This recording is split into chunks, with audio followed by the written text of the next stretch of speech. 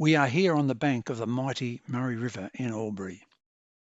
Why is our river of such significance to the people of Albury, and what significance does the place hold for First Nations people? These questions I will answer in the following video. In this video, I will visit sites of historic significance. I will use this aerial photo from Google Earth to point out the sites that we will visit. Going from north to south, we will visit the site of the police hut. We will then move on to the crossing place and visit the site of the river wharf. From there, we will note the significance of the Hume and Hovell expedition by looking at the Hovell tree. The hut of Albury's first European settler, Robert Brown, will be next. Then moving on to the site that the punt ran across the river. After a quick visit to Noreuil Park, we will move on to Ottie's Park, where Chinese market gardens operated for many years. We will visit the Union Bridge and visit two hotels that benefited from the siting of the Union Bridge. The now derelict Bridge Hotel, and finally the Turk's Head Hotel. So let's get started with a little background information. When European explorers arrived here in 1824, the native population had heard of them coming and had retreated out of sight. But there was plenty of evidence along the riverbank that this was one of their favourite places. For thousands of years, Indigenous people had been part of this riverside environment. They had fished here, they hunted for game along its banks, and they met and played in and along the river. Aboriginal people had their name for the river. It was Millawabila, and the name for this area was Bungambrawatha. Bungambrawatha and Mungabarina, a few kilometres further upstream, were favourite camping and ceremonial grounds. The Wiradjuri and other First Nations groups congregated at these sites prior to crossing the river and trekking to the Victorian Alps to gather bogong moths. It was here that the Hume and Hovell exploration party first saw the fine stream, which they named the Hume River. The date was November 16, 1824. The Europeans were prepared to keep Bungambrawatha as the name, as they did with other places like Wodonga, Barranduda, Jindra, Howlong, Bungawanna, and Thaguna, and many other local place names. However, in early 1839, the name Albury appeared on the first town map, and to this day, no one knows exactly why. There are 4 towns called Albury in England, and perhaps a homesick Englishman may have chosen the name. We will now have a look for the police hut. In response to the panic that followed a massacre at the Broken River near Benalla in April 1838, the colonial governor of New South Wales, Sir George Gipps, sought to protect both the European settlers who were venturing south in New South Wales and the native inhabitants, with a police contingent at each major river crossing. Police huts were installed at crossings from Yass to Port Phillip, including at the Murrumbidgee, Murray, Ovens and Goulburn rivers. It is difficult to establish precisely where the police hut at the Hume River crossing was. About halfway up this slope is the approximate position of the police hut. We know that it was on the lower slopes of what was for some time known as Scotsman's Hill or Western Hill. It had a clear view through to the crossing place. Assistant Surveyor Thomas Scott Townsend located the police hut with a small rectangle on his first map of the Albury township, and we will return to Townsend and his map later. This is an 1879 photo taken from well above the position of the police hut, and it gives an impression that from their vantage point, the police could see well along the riverbank. By the time this photo was taken, most trees had been removed as fuel for paddle steamers. So in October 1838, the first police camp and station, nothing more than a slab hut, was established near the river crossing below. It was manned by 5 armed and mounted police. The volunteer soldiers were seconded for 3 or 4 years. To further secure territory, Gipp ordered the establishment of new settlements adjacent to each of the police posts. Close by was the police paddock. It occupied land that includes today's Albury swimming pool, Albury Sports Ground, and part of Albury Botanic Gardens. Before we move from this old photo, note the position of both the crossing place, which was and still is at the end of Hume Street, and just beyond that is the wharf and crane. So now we move upstream to the crossing place, marked by a cutting in the bank of the river. Before the Riverside boardwalk was completed, with its steps to the river, this opening in the riverbank was quite wide. Overland travellers and locals referred to the area initially as the crossing place. It was a logical name to call the area. For thousands of years, this had been a favourite crossing place for Wiradjuri and other First Nations people.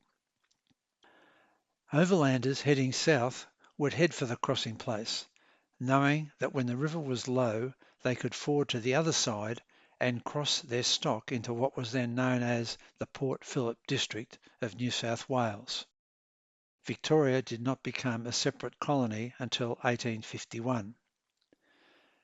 And once Albury became established, water carters would back their water carts in here to fill up, and this further eroded and widened the gap. How did the township of Albury become established?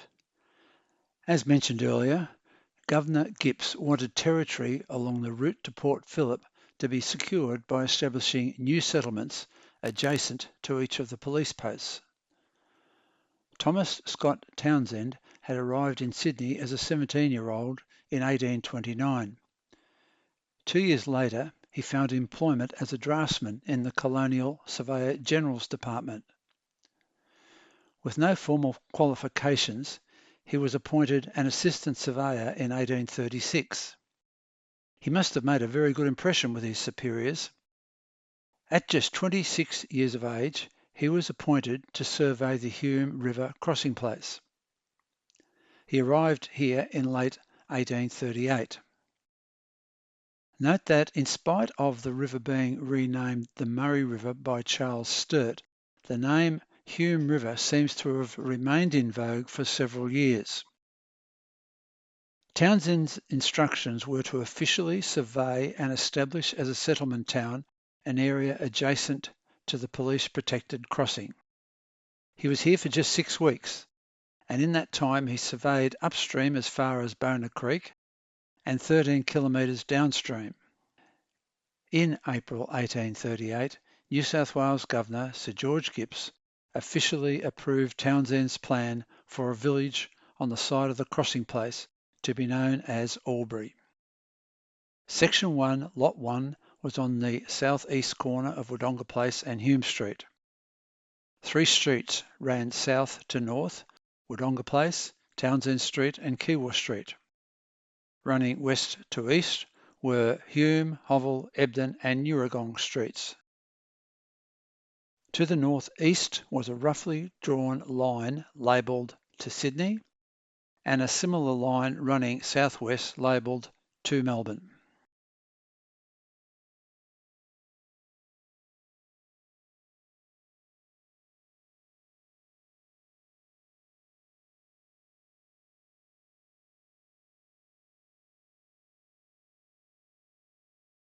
We have come upstream and the narrative moves back a few years to the Hume and Hovell expedition. The expedition party, Hamilton Hume, William Hovell, with 6 convict assistants, arrived at this site on November 16, 1824. Both Hume and Hovell inscribed river red gum trees near the crossing place.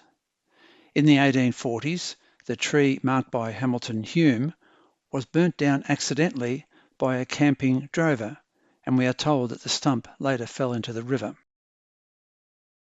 Hovell's tree remains as a living relic of this historically important overland expedition.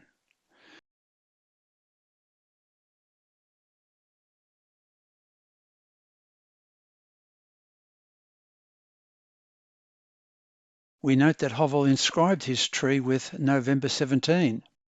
The party were not here that day. They found that after good rainfall and the snow melt, the river was too wide to safely cross at this spot. So on the 17th, they were downstream looking for a suitable place. They were not successful and returned back here on the 18th before moving upstream in search of a place to cross. They found such a place at a site now under the water of Lake Hume. Why did Hovell make the mistake with the date? Some suggest that when he visited Albury many years later, he recut the inscription which had eroded, and he made the error then. Hovell's inscription has long since been grown over by the tree, and the stone near the base of the tree has a brass plate with a copy of his inscription.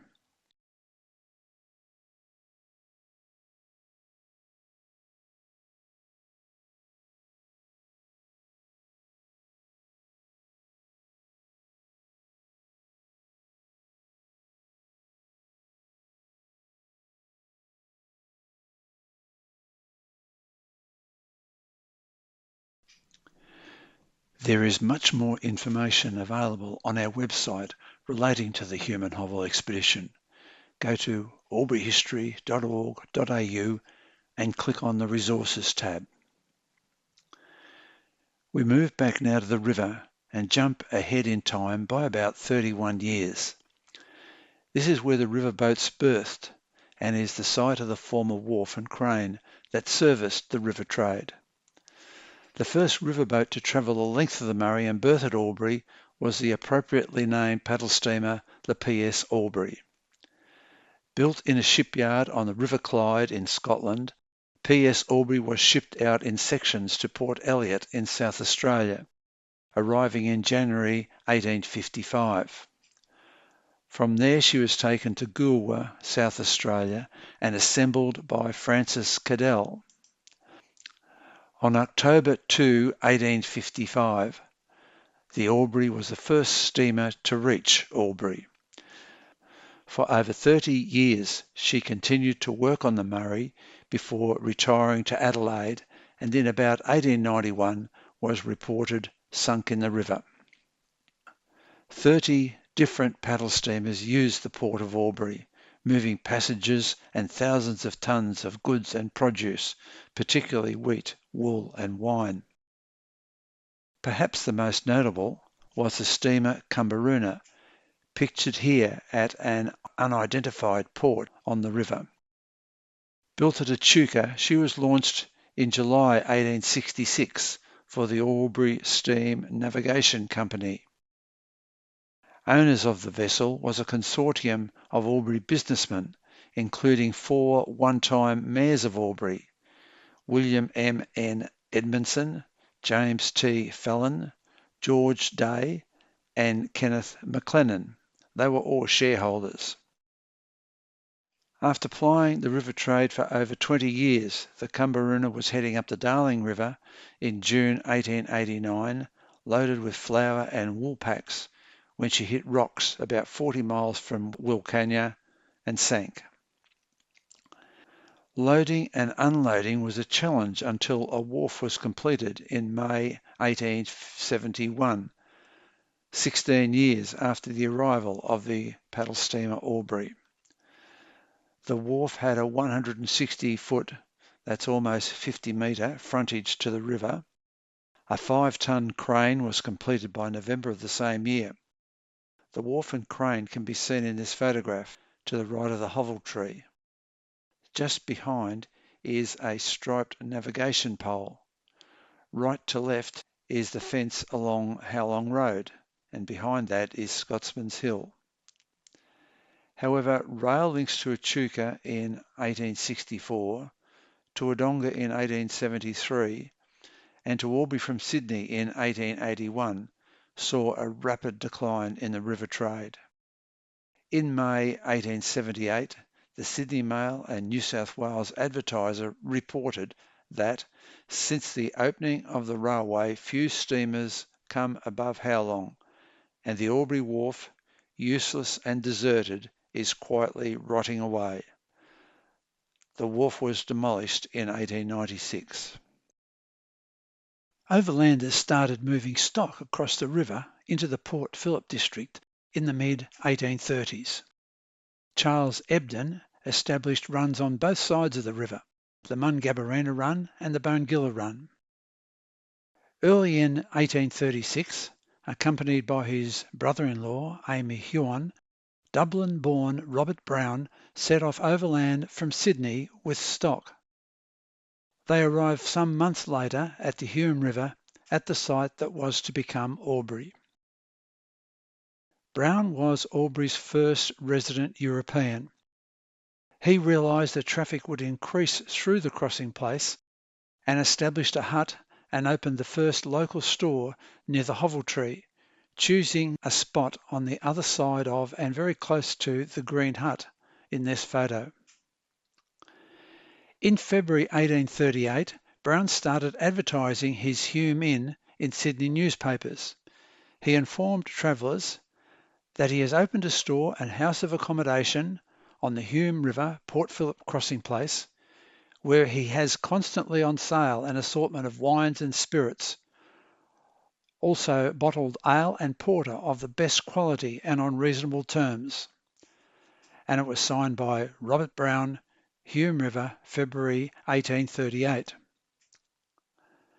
Note that the Port Phillip crossing place did not become the township of Albury for another 15 months. You are looking now at a plaque that commemorates the contributions of Robert Brown to the early development of Albury. The plaque is located at the river, but about 100 metres upstream from the location of Brown's hut and inn. The writing on the plaque has been cleaned up using AI. Brown built a punt in 1841 to cross the river, but it was not adequate for the job, and the Sydney Morning Herald reported in 1844 that he had built a larger punt. More on the punt a little bit later. In 1842, he built a new Hume Inn on the eastern side of Wodonga Place. At about that time, he moved to the Colondina Run on the Murray River west of Corowa. In April 1839, Lady Jane Franklin, wife of Sir John Franklin, Governor of Van Diemen's Land, later Tasmania, stayed several days at the crossing place on an overland journey from Melbourne to Sydney. Lady Franklin provided the first written account from the site of the about to be established Albury Township. On April 1839, she addressed a long letter to her husband from the site. She described Brown's hut and the police hut. On the right bank of the Murray are two inhabited dwellings. One is the spacious hut of Mr. Brown, erected for a store and standing on the forest plain near the water, and the other is the station of the mounted police, perched upon the steep declivity. The police station here was formed in October of last year, and the house completed in 17 days. The walls are of split boards of stringy bark, and the roof is covered with sheets of bark. It contains 4 rooms for a sergeant and 4 men. Mr. Brown's store consists of 5 rooms, but is not yet furnished with its supplies. Mr. Brown had some cattle here and 4 acres of ground on the bank of the river planted with maize, the finest looking I ever saw in any country. Many of the stems were over 12 feet high. A native black named Jem, dressed in a jacket and trousers, with his gun by his side and a pipe in his mouth, was squatting on the ground by the side of the maize field and on the river's bank to frighten away the crows. 2 years later, in March 1841, another eyewitness description of the new township, under the heading "An Extract from a Bushman's Letter," appeared in the Sydney Herald. Albury is situated at the crossing place of the Hume River. A more eligible spot than this could not have been selected for a township. It is beautifully situated in the heart of an extensive and fertile district. It is on the bank of a splendid river. A number of mechanics and tradesmen of all sorts will find constant employment, and there is no place within 45 miles of it on which another town can be built. As yet, there are only 2 or 3 houses here, and a public house, kept by a very respectable man named Brown. Besides a blacksmith shop, there are also police barracks here, where a few policemen are always stationed. The wheat crops here this season were the finest I have ever seen in this colony, and the rock and watermelons are even superior to what you see in Sydney. Robert Brown's punt operated in the area of the crossing place from very early on. Another look at detail of Townsend's map shows that travellers fording the river at the crossing place would have crossed diagonally to a small island that no longer exists. We can guess that the first punt would have more likely crossed the river more directly. The boating skills and river knowledge of the local natives was critical. We are told that the first punt was operated by an Aboriginal man, Merriman, probably employed by Robert Brown. In the same Bushman's letter quoted earlier, we read in the Sydney Herald of March 1841, "Mr. Brown at the crossing place of the Hume River is now building a splendid punt for the accommodation of the public. Hitherto there was only a rough canoe at this river, and in the time of flood serious accidents have occurred. Last time but one I had occasion to cross the Hume, the river was very high and running rapidly. On that occasion a Mr. Walker lost a fine horse in swimming him across." In 1848, the punt was moved about 350 metres upstream and located at the end of Hovell Street. On screen now is the site of the 1848 punt. This detail from a map of Albury dated 1859 illustrates that at the western end of Hovell Street there were holding yards reserved for use of the licensee of the ferry. We can presume that stock would be held in this area awaiting the punt. Note also the stockyards. Noreuil Park is now accessed across this land, which was once reserved for the ferry licensee. The New South Wales government took over the running of the punt in August 1849. They auctioned off the licence to operate the ferry. The licensee could charge all users a toll and retain the income. Advertisements noted that applicants must provide their own ferry. Edward Crisp, who had taken over the punt from Robert Brown, was the only applicant in 1849. Operating the punt was a good income earner. During the 1850s, 2 Americans who had come to Yakandanda in search of gold decided that there was more wealth to be gained by providing supplies, lodging, and a river crossing to travellers to and from the new colony of Victoria. Adam Kidd and William Brickell leased the punt for £40 per annum. In 5 years, they made a total profit in excess of £10,000. This equates to an income of about $2.5 million. The punt was again relocated in 1858, moving a further 600 metres upstream to Wodonga Street, which was at the southern end of Wodonga Place.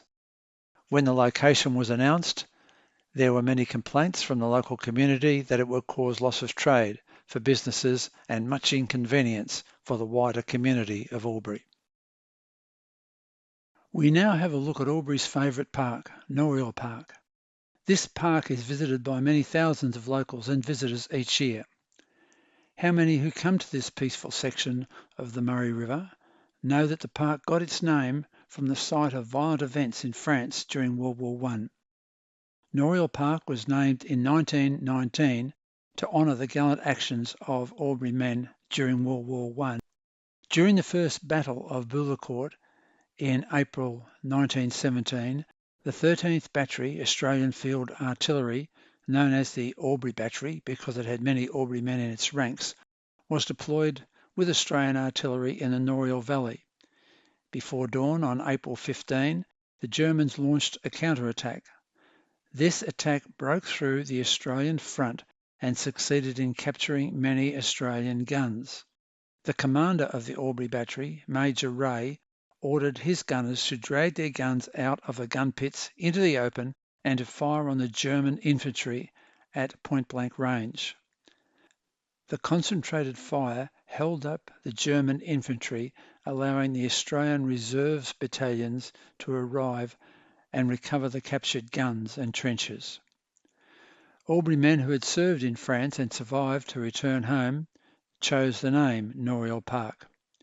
So as we enjoy the rest of the coverage of this idyllic setting, reflect for a moment on the origin of the name and what it meant to the men who served and the sacrifices made, not just in World War I, but in other major conflicts.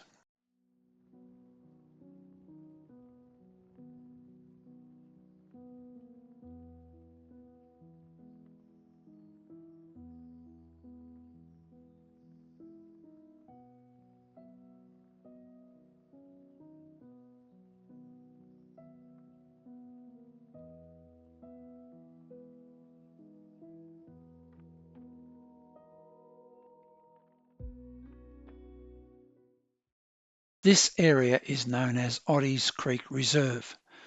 For many years it was the site of Chinese market gardens.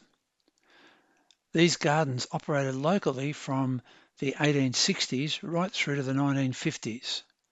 Gardens were here close to the river, on the other side of Wodonga Place in South Albury, at Mungabarina, and at Black Range, where land near the top of Prune Street on the Bungambrawatha Creek was known as Chinaman's Flat. Being on the floodplain and close to the Murray River, the gardens were repeatedly flooded, leading to the loss of crops. The Chinese erected a system of levee banks, but they were either too low for large floods or inadequately designed. The gardens were still in use after World War II, but were abandoned when Albury City resumed the land for recreation purposes and cancelled the leases. The aerial image from May 1949 shows the extent of the market gardens near the Union Bridge and abandoned gardens further north. Chinese working the South Albury Gardens seem to have lived mainly in a Chinese settlement at the bottom of Townsend and Keyworth Streets. This photo comes from the State Library of Victoria and is captioned Chinese in Albury circa 1900. We will pause here for a while at the Union Bridge to admire the beauty of the river before considering the 3 Union bridges that have carried traffic across the river since 1861.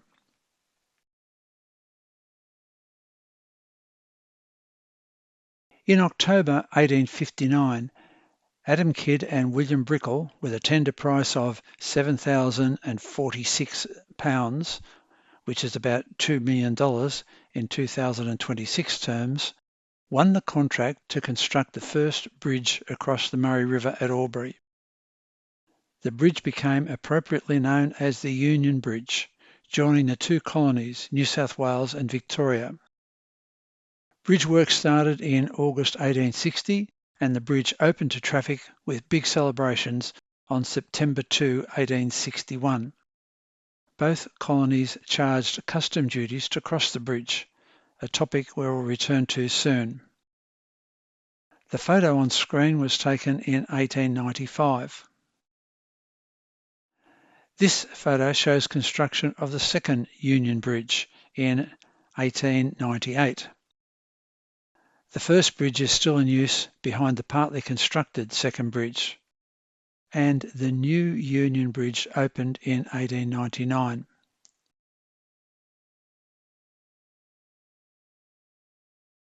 The third bridge, the one we still use in 2026, was opened in April 1961.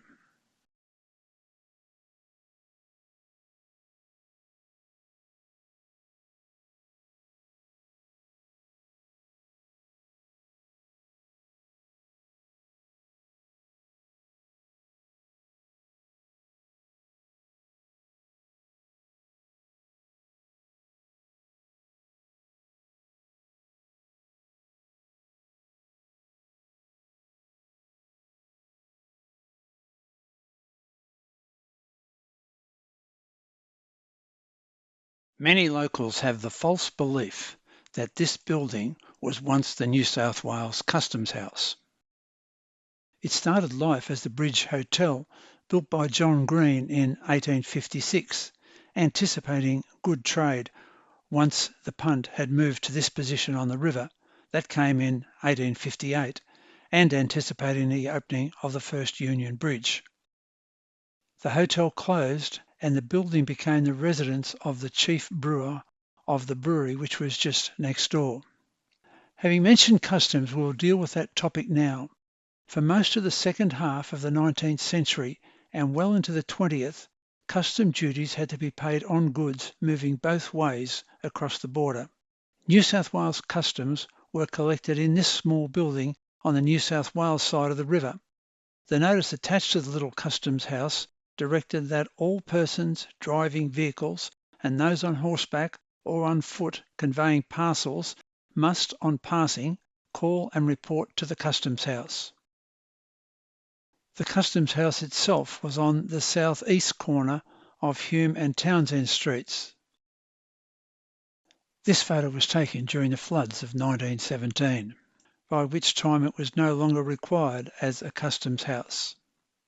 In 1874, the average collected each month in Albury was a little under £2,000, the equivalent of about $250,000 in 2026 terms.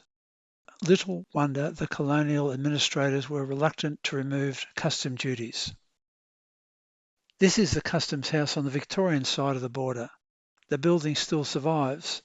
It was moved early in the 21st century to become part of La Maison restaurant. The Border Morning Mail City Supplement of April 5, 1847 carried this report. Before Federation and before the customs barrier between the two colonies were finally swept away, the formalities necessary to entitle one to cross from one colony to the other were just as exacting if one were crossing from one foreign country to another. Travellers by train between Sydney and Melbourne before Federation endured the delay and inconvenience occasioned by the examination of personal and other baggage at the border station.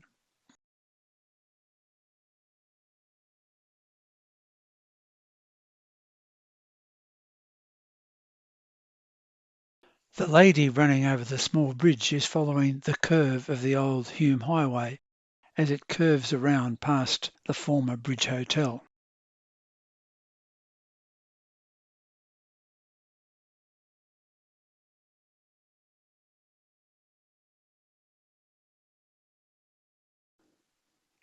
John Green, who built the Bridge Hotel, decided to capitalise on this prime location of his land in Wodonga Place as traffic crossed the border. In April 1868, he opened the Travellers' Rest Hotel, built by Daniel Driscoll, who by now was proprietor of the Bridge Hotel. In July 1875, Charles Cass was granted the licence, and given the poor reputation of the hotel, Cass rebranded the hotel as the Turk's Head Hotel. In December 1885, the lease of the Turk's Head went to James Oddie, and he held the licence for 5.5 years while continuing his contract road and bridge building. There were other licensees before licensee Edward Steele in 1900 rebranded the hotel the Union Bridge Hotel. Because Albury had too many licensed premises, the hotel was delicensed in late 1921. After the property was acquired by the New South Wales Government on behalf of Albury City, it was restored and became a museum from 1967 until 2006.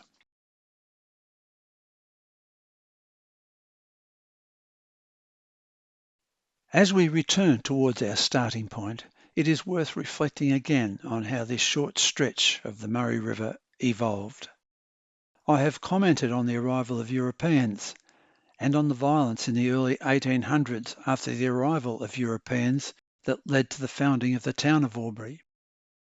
I also mentioned the violence on the other side of the world in the early 1900s that led to the naming of Noreuil Park. These events contributed to what this place has become. We are very fortunate as a community to have such a magnificent, beautiful river as part of our city. We have a space that has been treasured by both locals and visitors for thousands of years, a peaceful and restful space for all to enjoy.